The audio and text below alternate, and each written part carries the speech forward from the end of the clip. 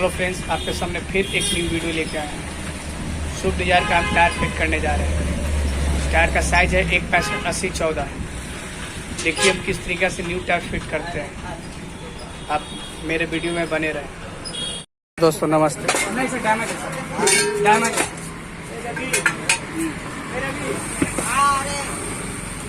देखो मोबिल कहाँ है? అవునా వసనే కాదు मोबिल लगा जल्दी स्पीड में। बराबर है।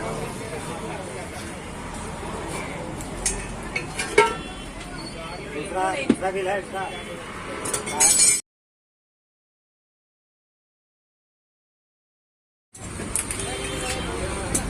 लगा दिया बुआ।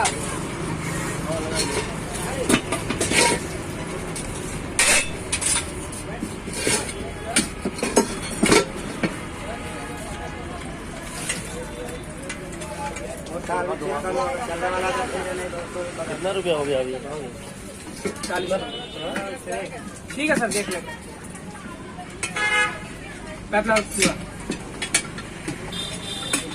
అజేసి విసిక్కే